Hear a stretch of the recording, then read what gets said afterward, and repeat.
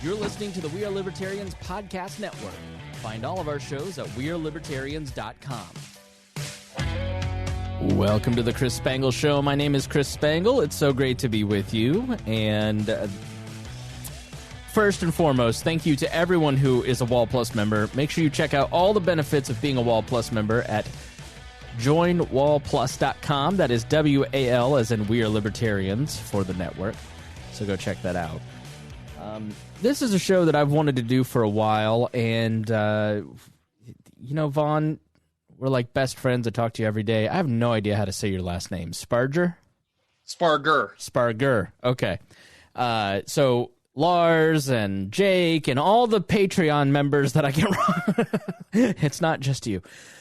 I've been thinking a lot lately about first principles, and I think one of the reasons that I am maybe different than other libertarian voices is my Christianity. And I don't talk a lot about it because I know that people get uncomfortable when you start talking about religion, and especially Christian religions, because of Christian nationalism, which we're going to talk about in an upcoming episode. And millennials have kind of been scarred, Vaughn, by the previous generation using Christianity to force a lot of things, literally force a lot of things down other people's throats. And, when I look at my politics, it's largely informed by my religion. It's, we're going to do a show on dignity, and this show is going to be talking about mercy. We're going to talk about forgiveness. We're going to talk about a lot of these foundational Christian concepts that I think are really tied to and important in Christianity and how they may apply to politics today. And this has been on my mind a lot because, I'm on the Pat Down. It's a great podcast, hilarious podcast, talking a lot about racial reconciliation, but mostly it's a comedy show. And, I was in the Tea Party, and I look back at a lot of where I started to where I'm at now, and I'm a much, much different person. Different now than I was a month ago, different now than I was 20 years ago, different now than I was 10 years ago. And there are people in that audience that can't get over that I was in the Tea Party and basically act like I was in the Proud Boys, and they have absolutely no idea what the Tea Party was or why I was in it. They don't care. They just would want to call me a white supremacist. And there's no acknowledgement of the effort that I have made, the discomfort that goes into having conversations with people that you don't understand, that are directly opposed to you, that it's not easy to talk about politics or religion or race or some of these big issues. It's just, I don't want to have to deal with your worldview, so I'm just going to call you a name. Like, there's no mercy there, right? And for the other side, there isn't. If you're on the right, for instance, and you're a Trump person, you have no mercy for the bulwark guy. If you're in the libertarian movement and you're an anarchist, you have no mercy or grace for the Mises guy, right? Like, in Christianity, if you're Mormon, let's say if you're Baptist, then you have no mercy for the Mormon guy, right? Like, we separate ourselves into these groups and manage to dehumanize each other so often, and that is like the root of the cause. And so I've been thinking a lot about the antidote to it, and that seems to me to be mercy. And so, can you define mercy? Can you explain now? We should also probably explain who you are. What do you do for a living? Who are you? And tell us why you're here. Well, my name is Vaughn Spargur. I'm an associate pastor in a Baptist church. And frankly, studying the history of my faith, my doctrine, a lot of people, they are what they are because of who their parents are. They're the religion they are because that's what their parents are. They're in the church they are because that's what their parents are. And I was raised a Baptist. But when I was in seminary studying Baptist history, I realized, whoa, the more I learn about Baptist history, the more I realize I really am a Baptist. And the more I studied it, the more it led me to libertarianism. And the thing that you were talking about, mercy in a biblical definition is what we call unmerited favor. It means giving people what they don't deserve. That's the most basic definition that I can come up with. Mercy is unmerited favor. And so we, as Christians especially, are called to be merciful to those around us, to show mercy to everyone, even when they don't deserve it. Yeah, I feel like there is a lot of, let's say this. Mercy seems to be instrumental in de-escalation, which is what we desperately need at this moment. Mm-hmm. And you can't ask other people to give you mercy. It doesn't work that way. It's about you. It's about individuals. We can't just expect other people to forgive. We have to take that first step. Someone has to de-escalate. I know I dropped it in the chat about a week ago, a podcast I listened to, Hipstery Impossible with Alex von Sternberger, his pandemic episode. Well, what does the pandemic have to do with it? Well, his thesis was ultimately that the pandemic led to fear. And the fear created a cycle of fear in Germany between the communists and the fascists that ultimately led to Hitler taking over. Because that fear just kept ratcheting up, just like the Hatfields and McCoys fighting each other. One person kills someone, so then I got to go kill them, and then they got to kill someone in my family, and I got to kill someone in their family. Someone's got to take that first step to ratchet it down. And that should be the people who claim to love peace, who claim to be about nonviolence. Whether Christians or libertarians, we both claim that peace and nonviolence are the way that we believe. So we need to act on that. Yeah, I would say Muslims, Jews as well. I mean, most faiths emphasize peace. I'm just going off my personal, those are the two parts of me and you as well. And libertarians especially, we claim to believe in the non-aggression principle. Well, the non-aggression principle only works if someone's willing to back down. If someone's willing to say, you know what? I'm going to give them mercy. I'm not going to try to exact vengeance upon them. That was an important part of why the rule of law developed. So if you go back to the history of England, for instance, and you look at how England was ruled, it was ruled by clans, basically, and it was operating under a system of blood feuds. And so it was one clan would have a claim against another, and they'd go and kill that person. And much like the Hatfields and McCoys, you kill one of ours, we'll kill two of yours. Think of, mob wars. I mean, that is just that same mentality. Antifa versus Proud Boys. It's just blood feuds, basically. Mm-hmm. And it lasted for hundreds of years until Alfred came along and said, we need a system of laws to end the blood feuds. We need to set some rules. We need to set the boundaries. And that's how the rule of law started to develop. Now, eventually it became the rule of monarchs, and then, had to break it apart with constitutions and English bills of rights and declarations of independence and all that. But it sometimes feels like we are slipping back into that same old mentality of blood feuds, where it doesn't matter what I do to the other side because they've done this to me. Yeah, and part of it is because there is an inconsistency in the way the law is applied. The entire purpose of the rule of law was that everybody was treated the same. It works when that happens, but when we have such injustice going on and some people seem to get away with things that other people aren't, it creates resentments and bitterness. And it's hard to let go of those things. Now you're talking about people being kicked off of Twitter. Is that what you mean? No, I'm not talking about people being kicked off of Twitter.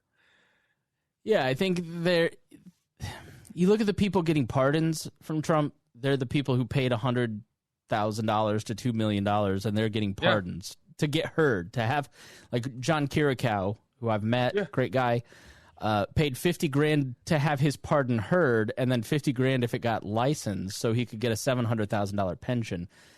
If you're economically disadvantaged, you don't have that luxury. That's that's one area in which Trump is just like every other president before him, in at least recent history that we can think of. I mean, they all do that. They all, at the end of their presidency, issue a bunch of pardons for all their friends and politically connected people and people who can do them favors. Yeah. So let's apply this to interpersonal, because I feel like it's it's less about the politics and more about how we interact with each other, and then politics will follow culture. Well, mercy is about individuals. In what way? Well, part of the problem, I mean, we talk about this a lot in the group chat, but the other.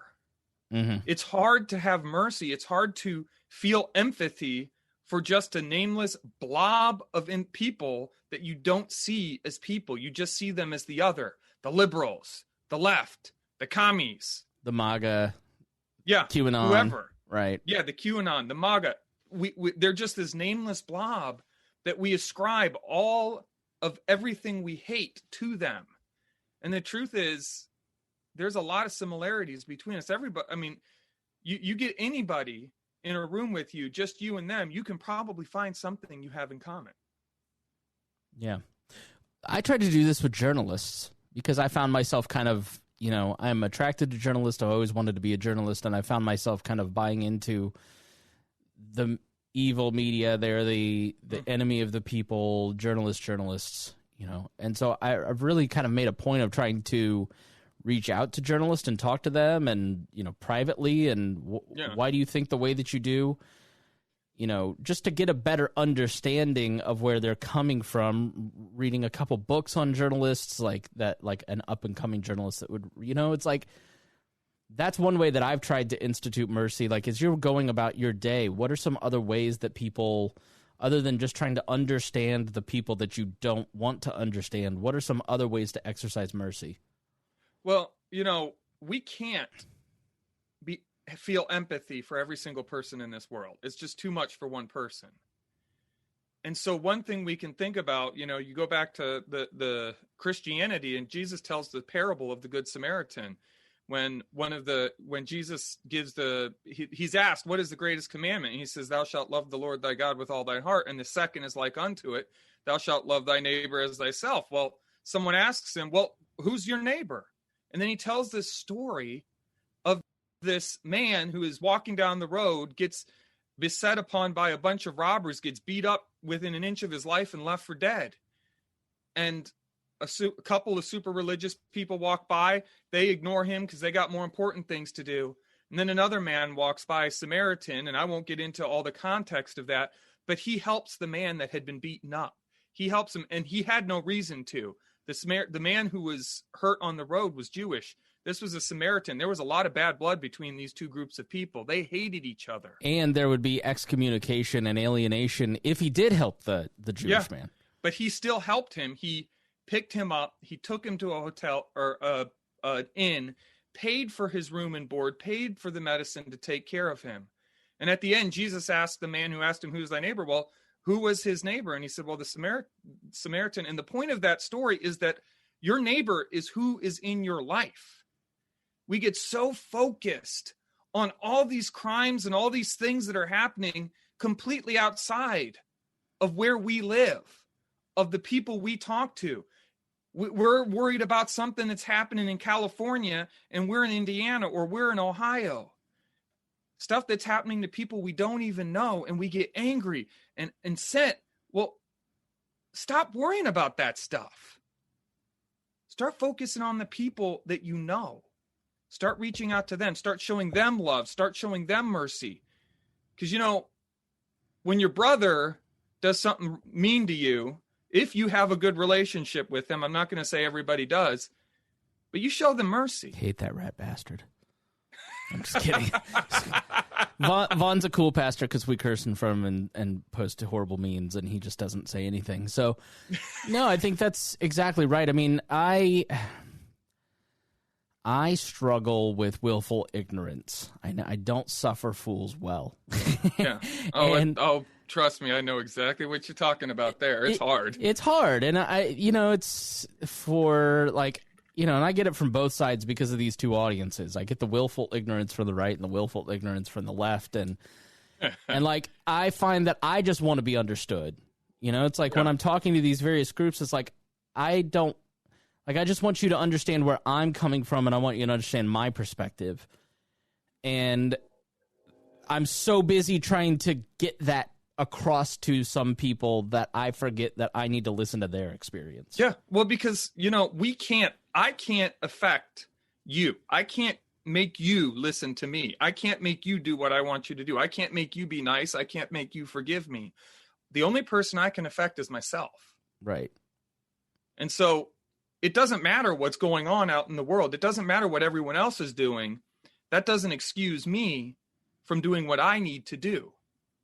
Which is showing people love and mercy, which is treating people with respect as individuals, even if I disagree with them, even if I disagree with the way they live their life, even if I disagree with the choices they've made, I still need to treat them with the love that Jesus showed to everyone, but also just treat them with the respect of being an individual and not otherizing them into a nameless, faceless mob so I can hate them. I think that's easy if you're talking to a cashier or you're talking to a waitress or an uncle or a cousin or whatever. Even if you may disagree, it's easy when you're kind of sitting across from somebody. Yeah. But like go online and say that you think that Joe Biden is a nice man.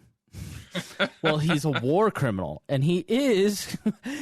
But how do we extend that to political figures and journalists and people that like I have contempt for Jim Acosta? I mean, Yeah. how can we extend that to, you know, you're right, it is interpersonal, but how can we extend some of that thinking to politicians and journalists and other people that we may have a disagreement with, and genuine moral disagreements with somebody, like, for instance, like a Joe Biden who voted for Iraq? Yeah. It's hard. And one of the issues with the internet is it makes us, we don't have all those social cues. We don't realize how things are. Plus, certain things just don't come across the same. You know, sarcasm doesn't work as well online as it does in person. Right. Because you don't know the person. But we have to learn. And this is something, you know, we're all learning how to use the internet. This is brand new. Right. I mean, go look back, go look in history, study what happened when the Gutenberg press came out. There were lots of wars. Yeah. And we're still learning the rules. But we need to start learning ourselves how to show mercy and exhibit what we want. You know, we say we believe in the free market of ideas, the free market, that individuals working together, individuals even, you know, trading, working together is more efficient and more effective than the government can ever be. So why aren't we living that? So you mentioned the Reformation. I mean, you mentioned the Gutenberg and Yeah. the printing press, let's call it. Yeah. And the Reformation was just nurtured on the printing press. Yes, it was. Do you feel like there is an increase, and I know this sounds weird, but sometimes I think there's an increase in empathy and a respect for people and a dignity, and that society in some ways is becoming more merciful because we are exposed to more stories?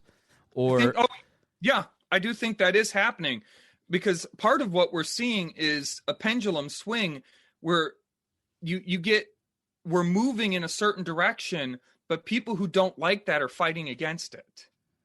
You know, one of the most dangerous times when you're in a battle or when you're hunting is dealing with a dangered enemy who knows they're losing. Especially if they feel like there's no hope. When you've got someone who's losing and they feel like they don't have any hope, that's when they become the most dangerous. That's when they lash out. That's when they get angry. That's when they do the crazy things. That's why I'm a little bit worried about what's going to happen when Biden becomes president, because there's a lot of people out there believing the lies about QAnon that Trump is going to somehow magically take over. And when that doesn't happen, there's going to be a lot of shattered people. I genuinely agree with you. I think people don't like to be made a fool of, and I think they're starting to figure out that he's made a fool of them and that he isn't real, and that, I mean, people worry about Joe Biden's safety. I'm wondering, like, what's going to happen to the Trumps? You know, when a lot of these people really believed in that bubble collapses. Yeah. Well, I'm worried about. I'm also worried about them. I mean, because that's going to affect not just them; it's going to affect their families. Yeah, it's going to affect their kids. Just that article I just dropped in the chat about that father who literally told his children And I guarantee you that in the past, this is someone who talks about family values, told his children, if you tell the police I went to Washington, D.C., I'm going to put a bullet in your head because that's what traitors deserve. Right. And one of the sons said, I love him, but I hate him. I hate what he's become. I hate what Trump has turned him into. So how do you deal with, if you're the son, how do you deal with that? Because part of why I wanted to have this discussion is when that bubble bursts, those people have to come back to reality, you know? And how do you start to, there's going to be a lot of people who go, you acted really ugly for 5 years and I don't want to be a part of you. And alienation is part of what's making a lot of these folks violent. They're looking for connection and meaning. Yeah. And they're not finding it because people are rightly cutting people that have no boundaries out of their life. But how do you recognize a changed heart and show mercy to people? Well, you've got to have boundaries. And what I mean by that is, this is something we wanted to talk about is what is true forgiveness? Because right now you've got a lot of people saying, let's get unity, but they refuse to admit what they've done wrong. Right. And if they can't even admit what they've done wrong, there's no chance at unity. But that doesn't mean I shouldn't still be reaching out to them, but I also shouldn't allow them to victimize me again.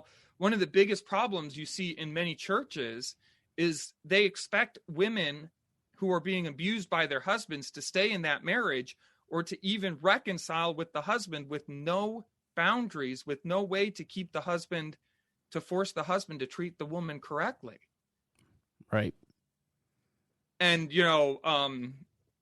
it might surprise some people, me being a pastor, I do listen to the Pat Down, and there's some very interesting things. She talks about how she forgave the people who did some incredibly horrendous things to her, not for their sake, but for her sake.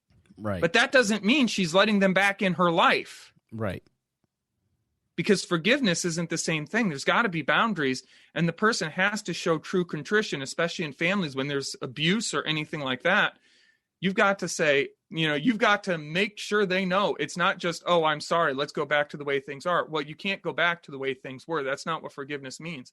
Forgiveness means I'm not holding it against you, but I'm still going to expect you to, I'm going to still expect you to, I'm not going to forget it. I'm not going to just forget what you did. Yeah, I mean, the Good Samaritan story, there's a great book called Boundaries, and in it they talk about the Good Samaritan, and he took the injured Jewish man to a hospital and left him there and then went on his journey back to where he was going. He didn't stay there for 4 weeks nurturing the man back to health. Like, he didn't divert all of his life and rearrange it for the hurting man. He did what he could in the moment and then moved on with his life. And and that was an important note for me because I, was very codependent, especially after my divorce. And, in this context, I think we look at people who generally act terrible. And I'm not talking about just people and political persuasions and all that. I'm talking about in life. And we're hesitant to give consequences. Yeah. Your uncle that believes horrible things or says horrible things will sit there and just kind of be quiet to keep the peace. Mm-hmm. Yeah. Or we know something is happening in this household, but we don't have evidence, so we don't know what to do, or it's not our place to say something. Where is the line between enablement and how do you apply consequences? I mean, I don't know if the question makes total sense, but I think an important part of mercy is showing mercy when somebody's ready to be contrite, but not just showing mercy time and time. Am I making sense? Yeah. I guess let me illustrate it with the politics situation, right? Like, Trump has acted horribly.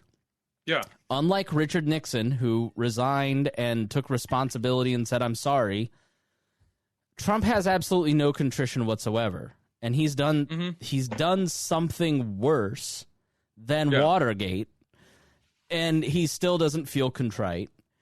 And now he's been impeached, and the Senate has to hold a trial, and now there's conversations about putting him in jail and holding him accountable for the things that he's done.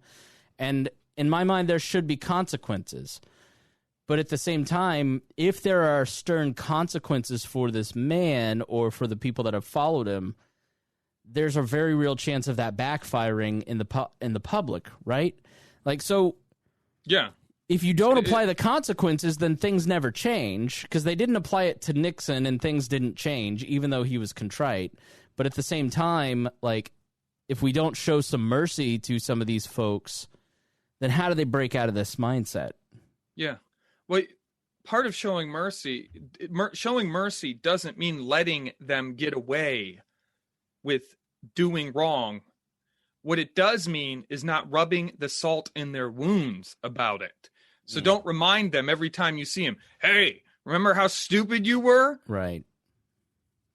Give them space. I mean, just look at how you said this, and I saw it too. After last Wednesday, I saw a lot of people who had voted for Trump suddenly looking around like they had just woken up from a really bad dream and thinking, whoa, what in the world just happened, and how did I get here?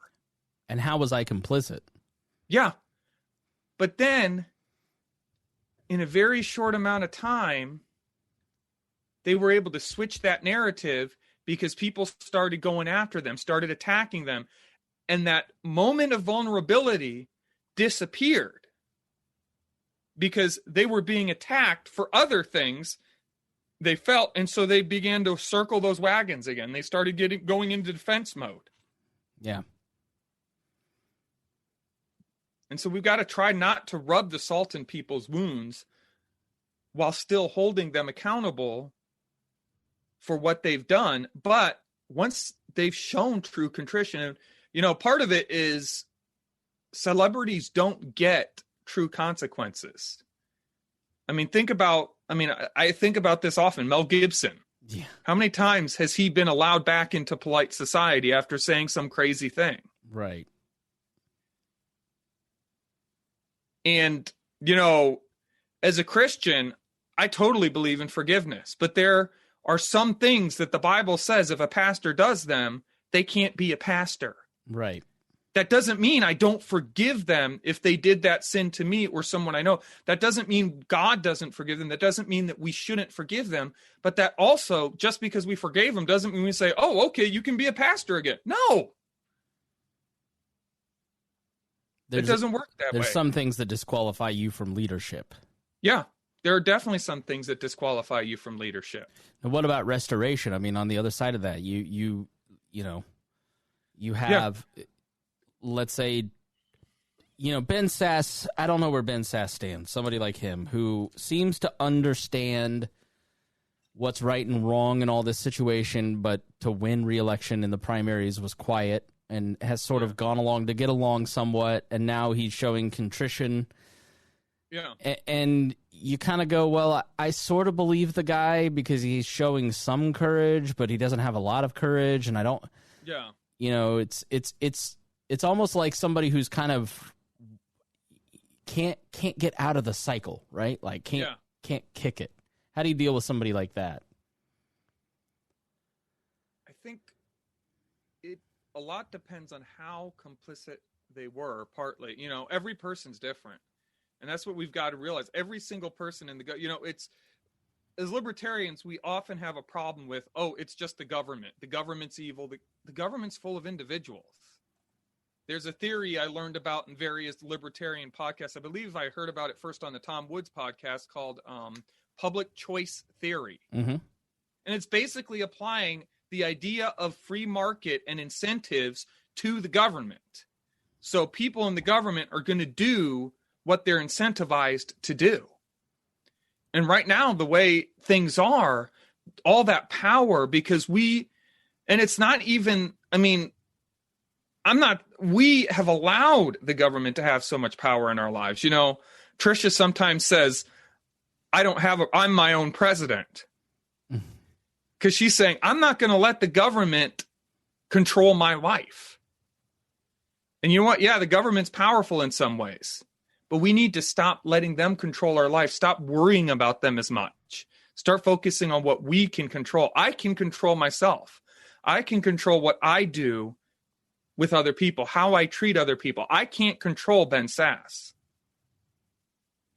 And we need to stop putting so much faith in our politicians, because politicians are going to politician. Right.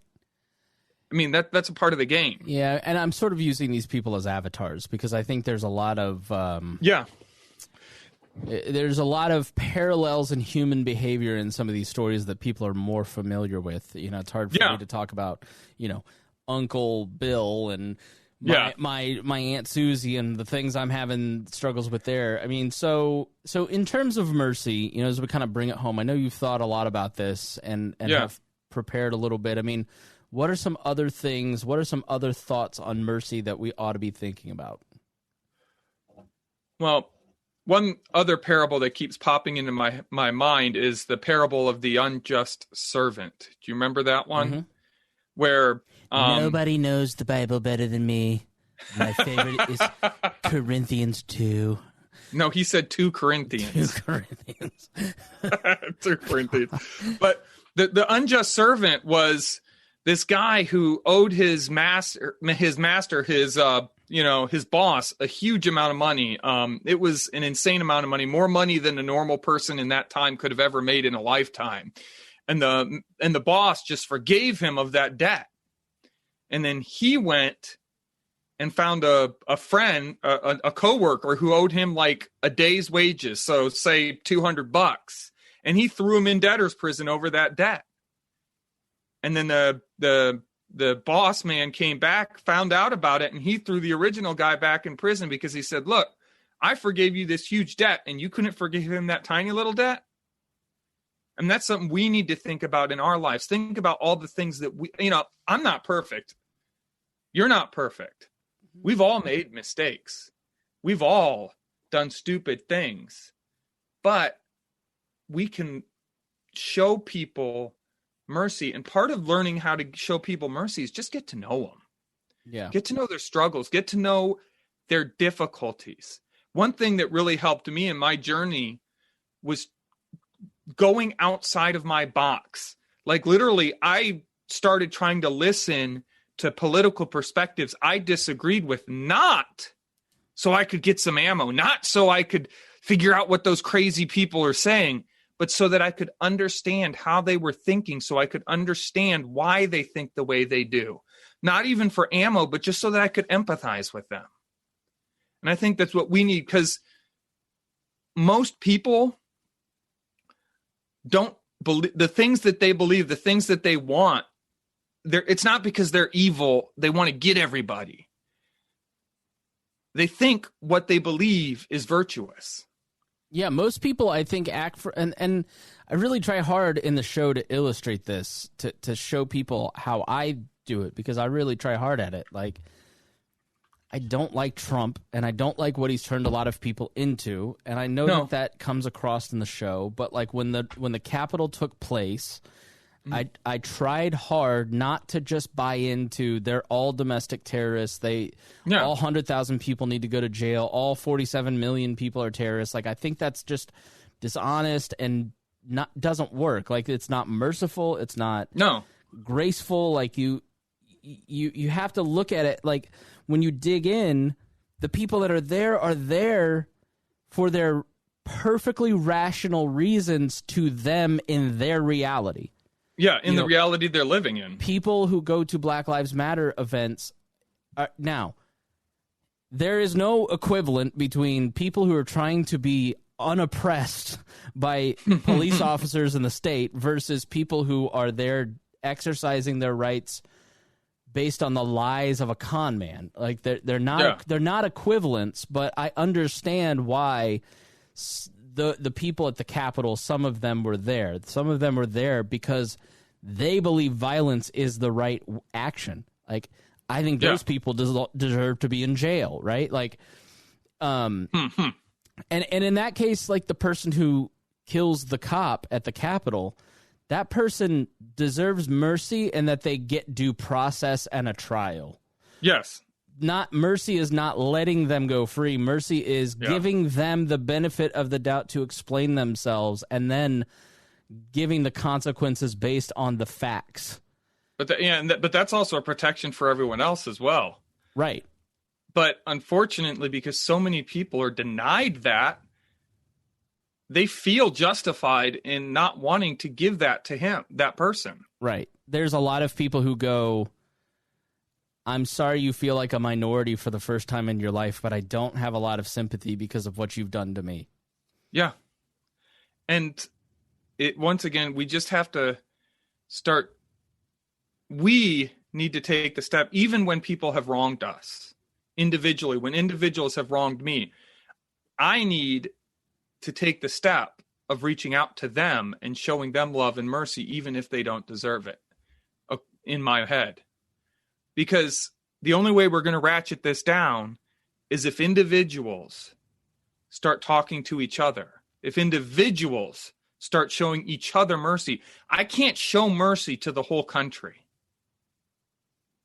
I can't do it because I don't have the capacity to do that because I'm just one man. All I can do is show mercy to the people in my lives. Well, let me put it in Libertarian Party context, right? So, like, Amash says this thing about he's defining terms between anarchists and libertarians, and it pissed all the anarchists off.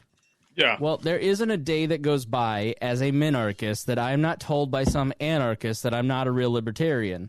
And so when all the anarchists start screaming about someone saying they're not a real libertarian, I didn't really have a lot of sympathy because now you're experiencing for the first time what I experience every single day, having a difference of opinion. You people have decided you are the libertarians and decided that I'm not. And so I didn't particularly care, but I had to admit to people like Hody and Trisha, I get it. I understand because I understand how you're feeling, but I want you to understand that's how I feel every day. You know, and vice versa. Like, I'm not a huge fan of the Mises Caucus. I'm not going to get into it. But we have a couple people, specifically Donald Thompson of the Mises Caucus, that comes in and pushes back. And I've grown to respect that caucus more because Donald takes the vulnerable position of being in our Facebook group and being an honest broker and saying, hey, that's not cool, or why do you think that way? Like, what, you know, we have arguments, but I respect him a lot. I respect Justico Mitchell and Austin Broderson and these people that are there. I don't respect the people that are there that inflame and then bounce and post the screenshots in that group. I respect the person who's there going, all right, Spangle, I know you're not trying to be a jerk, but you're being a jerk. Yeah. Explain yourself. That guy holds me accountable, and I really appreciate it, but he's doing hard work and you know, putting himself in a rough position, and it's paid off with me because I've softened my heart towards people that view me as an opponent. Part of that, and that you just reminded me of something I've ranted about in various places, but we need to stop assuming the worst in everybody we don't like. Yeah. Because, you know, just because someone tweets something, don't just jump to the assumption that it's he's definitely talking about this one thing. You know, I mean, there was this big controversy over a specific tweet that happened where someone made a generic statement. He didn't mention names. He didn't mention events or anything like that. He just made a generic statement. And a bunch of people said, oh, you're talking about this particular thing. Yeah, let's be fair. Dave Smith said something, and it was tone deaf for the moment, but it wasn't what he was talking about. And people assumed the absolute worst interpretation of it. Yeah. And I wasn't sure if we wanted to name it because I'm not attacking him at all. No. I'm sticking up for him, saying, like, they should have done what Julie Borowski did, which was at him and ask him what he meant so he could explain it before the outrage. Like, if he had come back and said, no, I meant the worst interpretation of this, then be mad at the person, but don't take the vague statement that is, because most people, when they're online, are giving, like, 3/4 of a thought towards the thing that's going into their thumbs. Yeah. And a person who hosts a podcast is absolutely no different than you. Yeah. You know? So give people the benefit of the doubt instead of jumping always on assume the best in what they say. Sometimes that's harder than it can. Some people don't give you a lot of room to do that. Yeah. But when someone says something ambiguous, don't jump to the automatic worst conclusion of what they're saying. Give them the benefit of the doubt. Because you know what? If you do, and they push back, they'll prove who they are.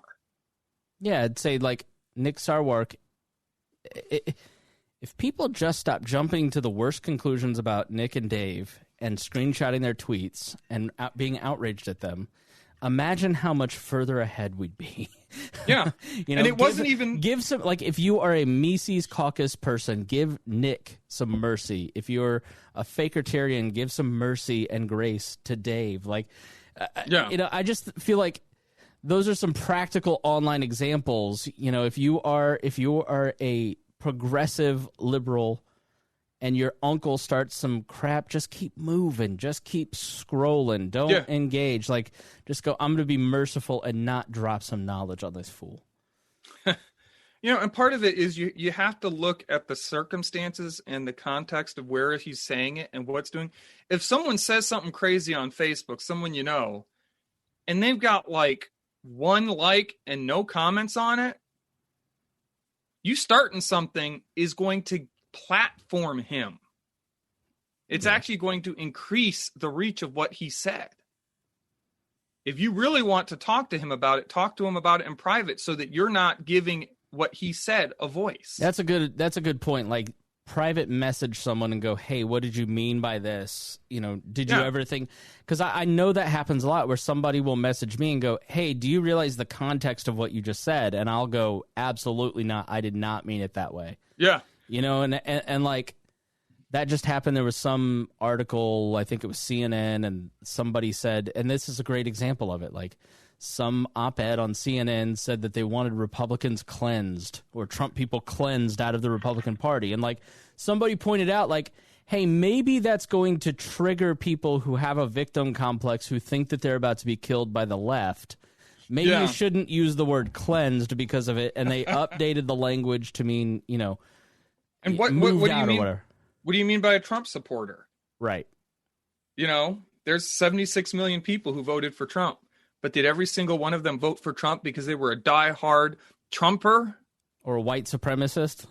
And did every single person who voted for Biden do so because they were 100% on board with everything Biden believes in? An Antifa? And is going to do? No. We're making choices based on faulty information. All of us, every single one of us makes choices based on faulty information.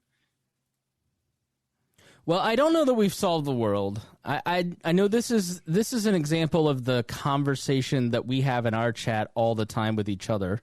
Mm-hmm. You know, we definitely have our own perspectives, and we definitely have our own, like, you know, I'm thinking a lot about how I've handled things and thinking about it, doing them differently. But mercy is something that I think Vaughn is like at the top of our list in our group chat as we're doing public commentary. Like, how can we be empathetic, understanding, and merciful of other people even when we don't want to? Oh, it's hard. But you know, if we show mercy to the other person in that Facebook group, in that Facebook argument, you know, you're getting into it with this person, but when you show them mercy, then if there's redemption, if there's the possibility for redemption, you've given them a path. I guess the way to put it is each of us have the ability to confirm the worst fears of the other person or not. Yeah. But if they're a bad actor and we're showing them mercy and we're trying to give them the benefit of the doubt, they'll reveal themselves for who they are. We don't have to show everyone who they are. If we do what we need to do, if we treat them the way we should be treating them, then we don't have to worry about, oh, but if I don't denounce them and say they're horrible, horrible people, no one will know. Trust me, people will figure it out. Yeah, I think that's a good point. Like, you don't need to be the judge, jury, executioner. Like, You be the reasonable voice, right, and let the crazies reveal themselves for who they are. right. All right, Vaughn Spargur, thank you so much for joining me. I appreciate it. We're going to have you back on to talk about some more other fundamental concepts and how they apply. Because, like I said, I mean, my religion is something that I've not talked a lot about here just because I don't want people to feel uncomfortable, but I kind of don't care anymore about people's comfort. And I feel like there are these concepts that inform my politics that, you know, you don't have to be a Christian to understand and practice mercy. You know, it's an important concept that I think our world is hungry for, and I thank you for helping articulate it a little bit. All right. Thank you for listening to the Chris Spangle Show here on the We Are Libertarians Network, and we will see you again soon.